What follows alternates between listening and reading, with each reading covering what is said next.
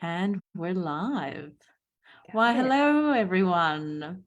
My name's Tanner Davies. I'm a clinical psychologist and advanced certified schema therapist, and I'm here with, can you pronounce your name, please? I know I did a trick thing for you, Tanner. I refused to explain it to you beforehand because I wanted to do it with everybody. Because I think this is since we're talking about race, this is so relevant, right? Because I often have this question. And in recent years, people see my name and they try to pronounce it the way like the Premier of China, Xi Jinping, and they would say Xi, and I would look like, God, who are you talking about? That's not me. And it's because every name has a story, and my name, it means the dawn of a new day in Chinese, and my family are Cantonese, so it's one of the 200 plus dialects that are in mainland China, and because the official language of China is Mandarin, right, and that was it's like English. It's a language that's kind of colonized the world, and Mandarin Chinese is the one that's used throughout China. So the way my name is written is actually in Mandarin because that's the official pronunciation, if that makes sense. But no one in my family calls me Xi, which is the official pronunciation. My name in Cantonese is Hey, and in Chinese you say the first name, the last name, and then the first name. So in Cantonese, it's Lao Hei. So you see, it's such a story right there. And since coming to Australia and living in Australia since I was 14, I have adopted my own version of it. I guess it's my own way of kind of reclaiming my heritage. And so I use C or Z. Okay, well, Z, thank you. It's so amazing to hear the story of your name. Really appreciate you telling us. Thank you. And I think it's a helpful conversation to ask your clients, right? And so if they have an anglicized name, not in an accusatory way, but to use our limited reparenting attunement skills as schema therapists to be very curious about the story of one's name, because through that name, we learn about our own history. I'm sure if we had the time, I'd love to know where Tanner comes from and what the story of that is, right? Because we're named by somebody, right? And the name is imbued with meaning. And for a lot of people from ethnic backgrounds, it's also a source of racial trauma because we often get our names mispronounced, made fun of, and so forth, right? So it's a good place to start. Ridiculed, bullied in school. Yes, absolutely. Absolutely. Okay, so I might start with a question if that's all right. Go for it. Yeah. So this is we talked about we're gonna do an acknowledgement of country. Yes, please. I know we're kind of launching into it. I know this is it's a tough topic, so I get a bit nervous about it too. So wanted to acknowledge where I'm at, which is Gadigal land, also known as Sydney, and I want to pay my respects to the people of the Gadigal Nation, Gadigal people of the Eora Nation. Sorry, I get nervous when I make mistakes. That's okay. And I want to pay my respects to elders, past and present and enduring, and acknowledge that this is the land which nourishes our work, and that my role as an immigrant, I am also part of that colonial settler history, and it's a complicated one. Thank you. And okay, so and to you all, wherever you're zooming from, whichever country you're in. Absolutely. Yes, that's right. It's so important to honor the native people of the land. Absolutely. So in terms of, the topic we're talking about today is racialized trauma, intergenerational trauma, and intergenerational resilience. And I'm interested, how did you become interested in this topic, and how does this inform your schema therapy work? Sure. To be honest, it wasn't until 2014 when I went to live in the US, when I became kind of really formally informed and interested in racial issues. Because in Australia, my sense, and I think for so many people, it's like, you don't talk about race. It's not okay. It's not a popular topic to bring up. People would deny that there's racism here, when in fact there is such a strong history of racism, especially how the country was colonized, and what was done to Indigenous folks in this country. So when I went to the US, I learned that in fact, the story didn't end with and Lincoln freed the slaves and they lived happily ever after. In fact, far from it. Like, I know, Tina, you're from the US, so you know there's so much. Yeah, it just began that way. Absolutely, yeah. So I inhaled anything I could get my hands on around the civil rights movement, because I felt like the civil rights movement, which is, you know, championed by Black and Latinx civil rights leaders, they was just so emboldened and carried through this, you know, this fight with so much fervor, creativity, art. And so I just soaked it up, you know, Black culture, queer culture, and kind of really learned to identify what race and racism started to look like, because I was so deep within it, I wasn't really aware of it. And how, as you know, obviously we know about the big T trauma stuff around, like, you know, racial violence, but there's so much of this stuff that happens in the intermediate, into intimacy between people, right? It's the small stuff, as we know as schema therapists, it's the small stuff that leads to the developmental traumas, the small T traumas, the emotional deprivation, the alienation, the defectiveness making, all that sort of stuff.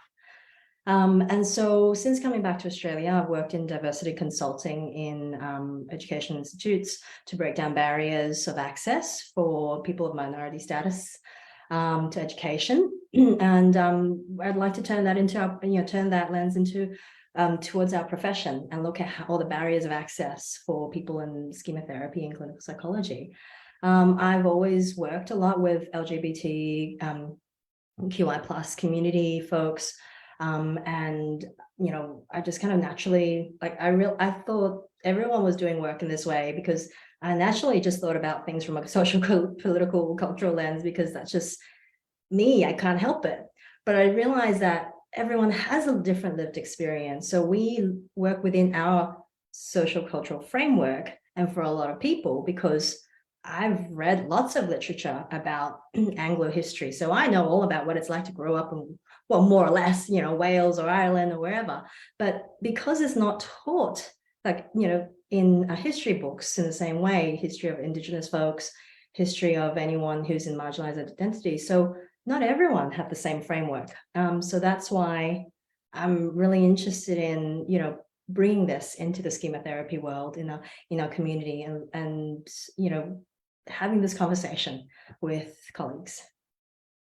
It's such an important conversation, because it's that day in, day out of the little T trauma that adds up and erodes and sandpapers away at someone. Absolutely. Yeah.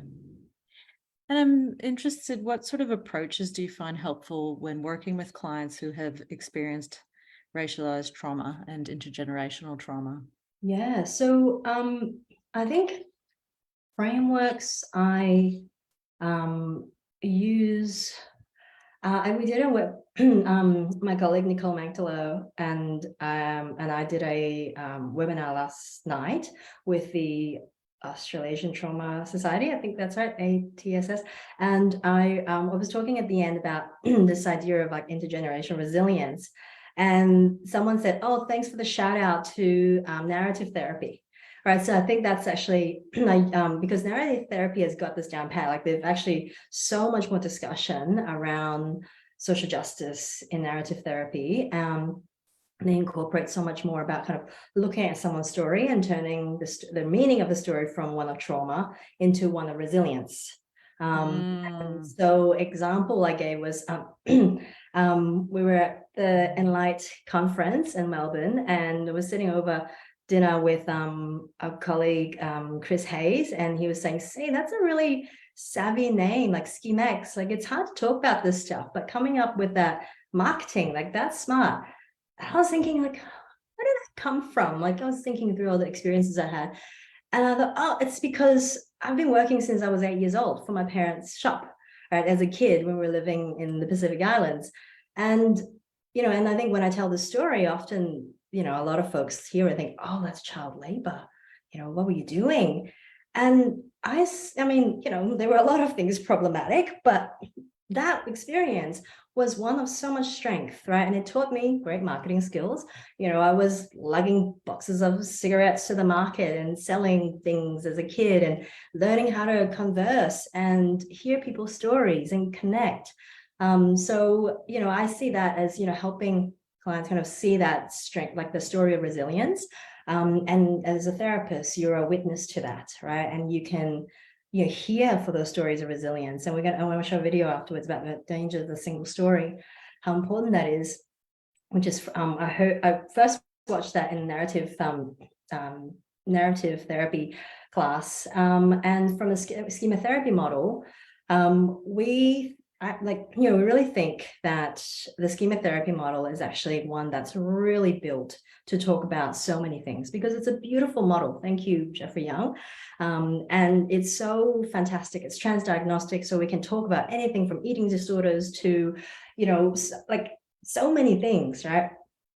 But I think what is missing from it, and a lot of people are saying this in different ways in different spaces, is that it's missing the social, cultural, political context. So we're proposing, I know, I'm sorry, people who are learning schema therapy and finding it overwhelming, that there is another layer. I know, I'm so sorry. But it's an important layer. It's a really important layer. Yes. Especially in a place like Australia where we're all, I mean, I'm certainly a migrant, but in a sense, we're all migrants here. Yeah. So sorry, everybody. The fourth critic, and the fourth critic. It's not a mode. It's a critic. It's not a coping mode. It's critic.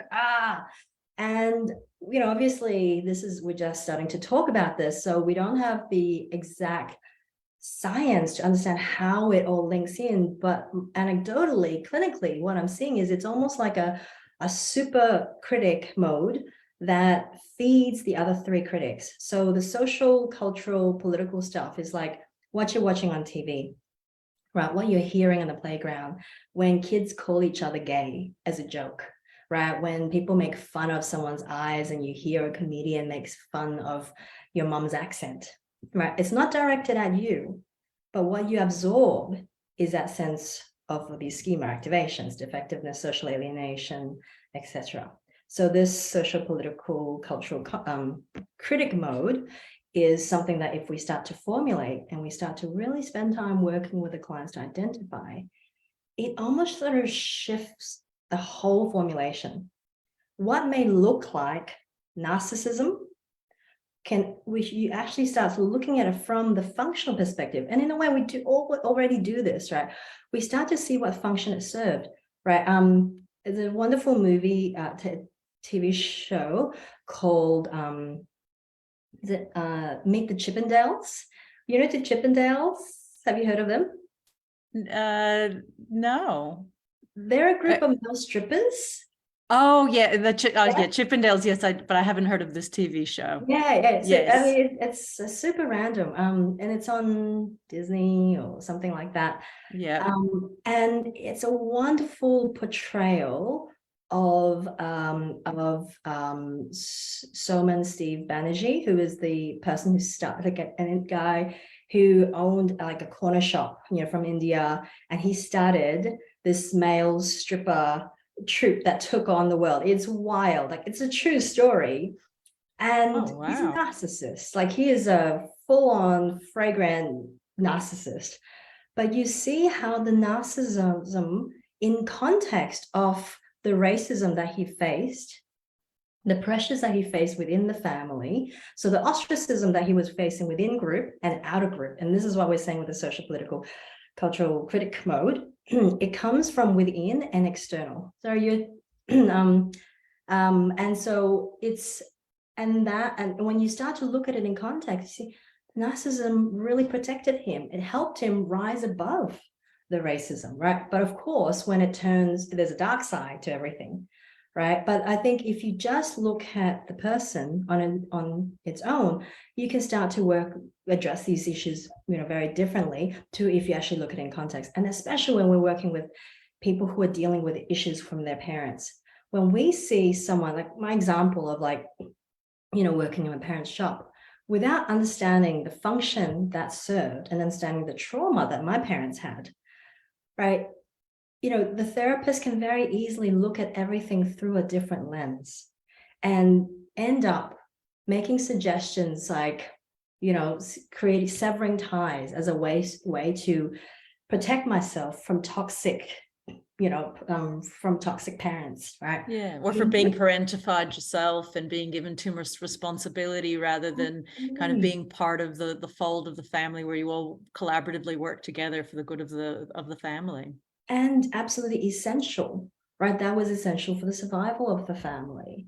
And understanding things in context and understanding that any attachment disruptions are happening with the context of these social cultural issues, then we start to have way more empathy for our parents when it's done in this way. And then they may not recommend, this severing of ties to have this autonomy that means that we're going to end up severing the connection.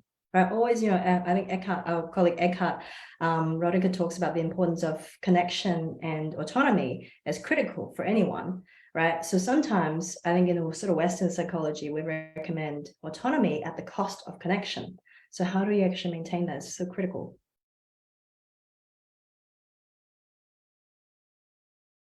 Yeah, absolutely. It's I think it's often too about collectivistic cultures versus less collectivistic cultures, and in more collectivistic cultures you sort of see that my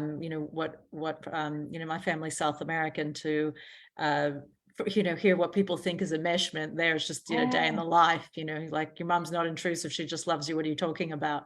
Like it's like an Italian, the migrants. Yeah. And the only way they show love is probably through food, right? And eat the food. Are you hungry? Want more food? Right? Well, and intrusiveness, asking lots of questions. You tell your mother something, 2 hours later your uncle calls you with advice. And it's that's love. And what's wrong with it? Well, there's nothing wrong with telling everyone. And one of the colleagues that in our event, Lorraine Gordon, who's this Black British schema therapist, she talks about this idea, kind of the survival-based coping, right? So understanding the parenting behavior through all of this. And of course, it still hurts the child, right? It can still hurt the child, right? What may not be done intending for it to be abusive may end up hurting the child anyway. So you're still, it's like, I think sometimes like the concern is that people can go too far the other way and think, oh, well, it's cultural, anything is okay, but it can still be hurtful, it still be harmful.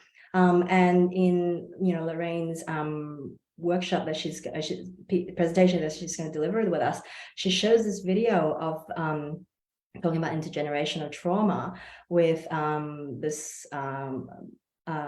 Black psychologist from the US.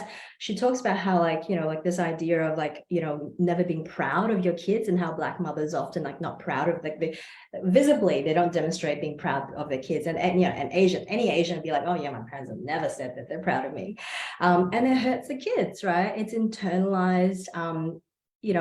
When you hear the way they talk about you in front of you with their friends, like it hurts, right? And but there's a function and there's a reason why they do this, and it's part of that survival. But the children, they don't learn that secret, as they say. They don't learn the secret of that until they get older, and by the time they do, it's too late. They've already been hurt by it. Yeah, that's right. It has an impact, doesn't it? Absolutely, yeah. Okay, so we've got a little bit of time left. I think you were going to show us something. Yeah, I wanted to do a little bit of a presentation, because often when we have these conversations, folks are taking it in and they feel like the enormity of it, and it feels overwhelming and we don't know what to do with it. So I wanted to kind of do a little presentation, which we will share with everybody. with some things. So, you know, one of the big questions, I think ultimately for a lot of therapists, they think, well, how can I be a good ally? How can I be a good therapist for my clients who are different race to me? So how we do that, it's a trick question, right? First of all, the term ally, I think it's a fraud term. It's a fraud, not fraud.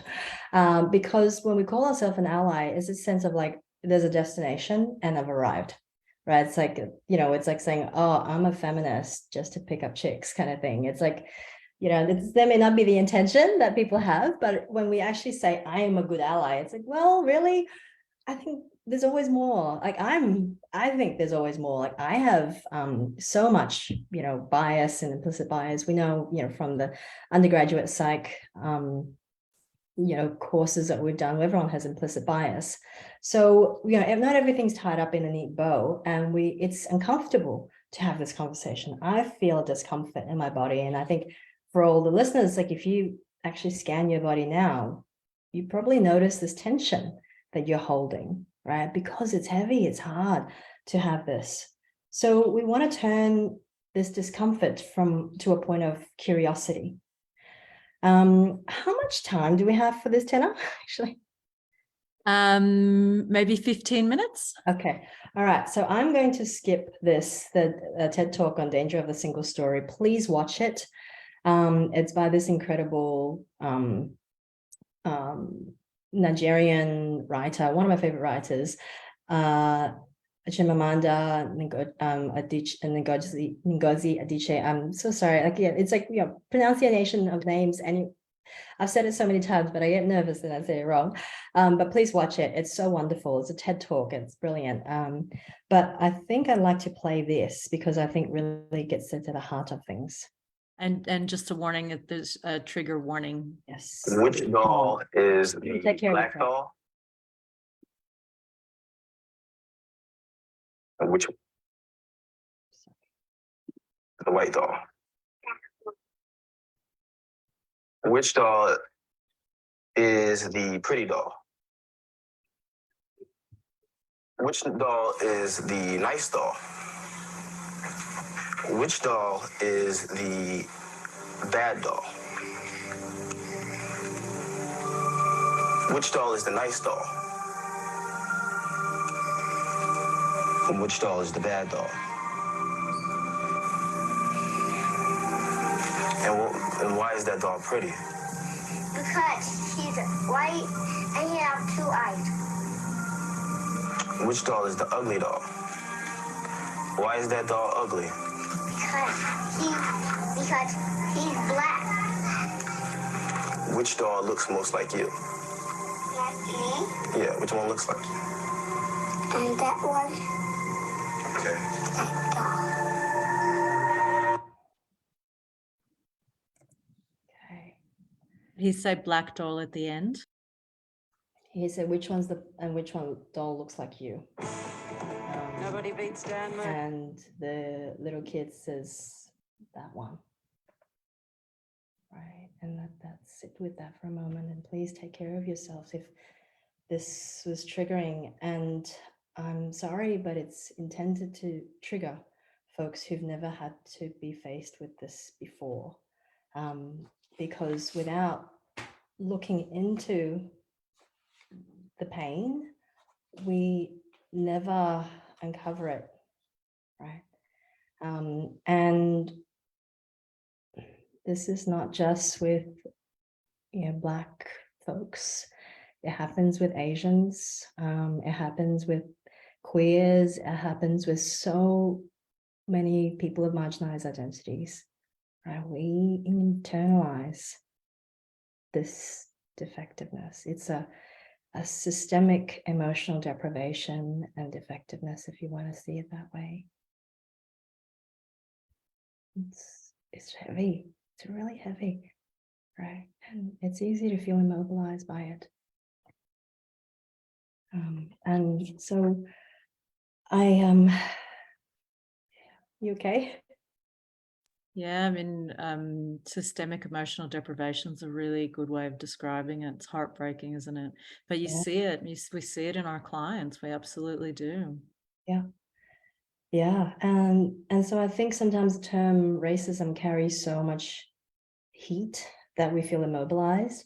But I think in schema therapy terms, we think about what core emotional needs that people are not getting from the society that we live in. So I think this is what the critic messages are. It's like, you're unattractive, you're disgusting, right? You're bad, you're a criminal, you're unattractive, right? You have a small or large penis, your fetish size, like all of these things, right? You're only attractive because you look like an Asian doll. All of these things become internalized, right? And so, if this quote here, by Chimamanda, who is from the first TED Talk that we didn't see. So this is how we create a single story, to show our people as one thing, as only one thing, over and over again, until that is what they become.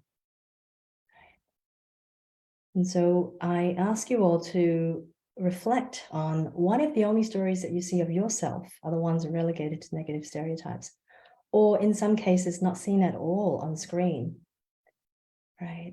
It's a huge movement for a lot of Asian folks to, get into the media, right? There's been so many movies with Asian representation really recently, and that's been such a huge, joyous moment for so many people, because to be rendered invisible, right? I think of that level of emotional deprivation. It's like, you're not, it's the pain, it's like the sense of, it's almost like the pain isn't as bad, you're not harmed as much, but you're just invisible. You're expected to be quiet and get in line, right? The model minority myth. What impact does this have on your sense of self, and how would you feel if that was the case? So I'll get you all to reflect on that, hopefully on your own. Have this conversation with your colleagues, your friends, your clients, right? You can see why a lot of migrants and lots of people would have a social isolation scheme if you feel like you don't belong. Absolutely. If you're from a minority group where you are different, you are other, you're not from here.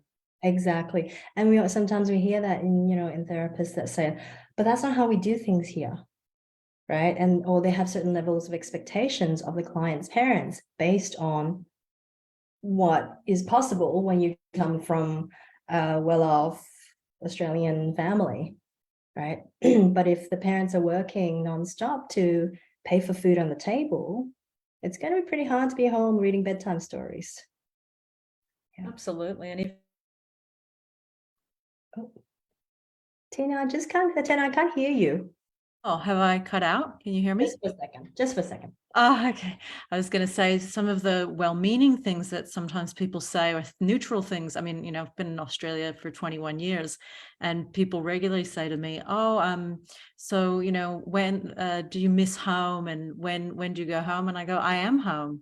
Yeah, exactly. And people just don't necessarily think that I'm home, and I'm like, "Well, Melbourne's been home. I've been here 21 years." So it's, and people hear that, like, and so often,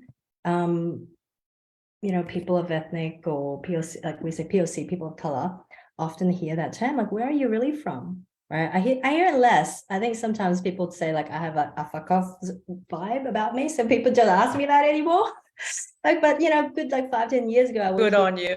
Yeah, I like, people would ask, like, where are you really from? Oh, you speak English really well. And these days I'm like, yeah, thanks, you do too. So I just dish it right back, but it's absolutely, like, so many people have this yeah. Do we have time for, like, where to from here? Yeah, we've got, let's go for another 6 minutes, only because my kids get home from their activity and all hell breaks loose. Oh my gosh, I love it. It's like I gotta finish off and then go put my kid to bed. Yeah. So yeah, I know. It's like, this is the hustle, right? This is the hustle. This is having it all. Oh, Okay. it's living the dream, aren't we? Yeah. So where to from here? Okay, so we've had this, heaviness. It's hard, it's big. You don't have to take on the whole thing. It's okay. You're not responsible to take on the whole thing. No one is asking you to do that, right? What we want to try to, and we know that people, when they go into overwhelm, therapists go into coping modes, detach protector, overcompensator, compliant surrenderer, not helpful. We want your healthy adult. We don't want any of this white guilt, not helpful, right? We want your healthy adult, right? We want this to make sense to you. Ask questions. Feel free to ask me questions. I'm on Psychologists and all that Facebook group. We've been having all these conversations recently. Ask me difficult questions because it has to make sense before we can integrate. So some ideas, where to we from here? Develop your own reflexive practice around race and gender and all of those things, right? That means questioning. Am I seeing this in my way because of my own experience? Check your intake forms. Administration, ask people about race and experience in an attuned way. Don't make assumptions. Seek out plays, books, things by people with lived experience.